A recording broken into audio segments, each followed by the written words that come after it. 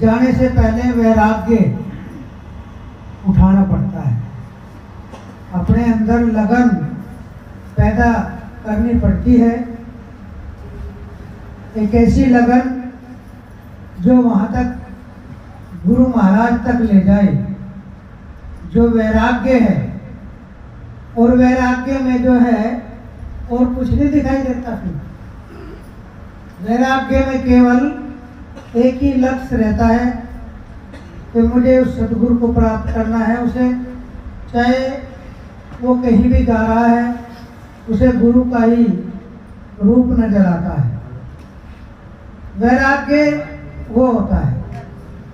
अब गुरु महाराज ने तो रचना कर दी कि हम उस देश के वासी हैं जहां सुन आ गए हंसी। एक नाम लग जाऊं गुरु जी में तो एक डोर बन जाऊं। बहुत जन्म बिछड़े थे माधो एक जन्म तिहार लेके। उन्होंने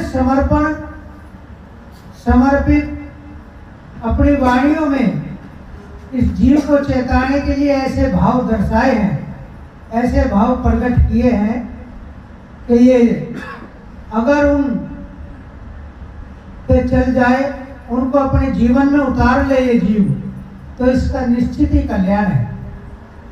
लेकिन कहने से कुछ नहीं होगा। उन्होंने तो कह दिया, वे तो उस देश में हैं, उन्होंने उस देश की स्थापना की है, लेकिन हमें भी तो चल जाना पड़ेगा।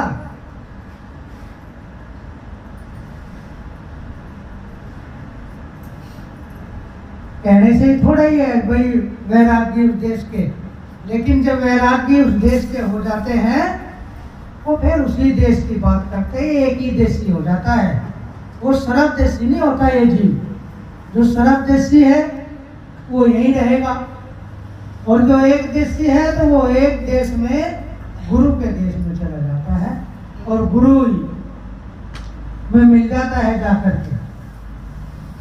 अब जैसे सत्संग हो रहा है, कहीं भी सत्संग होता है, जैसे यहाँ हो रहा है और कहीं भी जो है जगह जगह पूरी दुनिया में अलग अलग तरीके से संत महात्मा लगे हुए हैं इस जीव को समझाने में। लेकिन जो उनके वचनों पे चलेगा, जो उनके मार्ग को अपनाएगा, उस जीव का उद्धार होगा।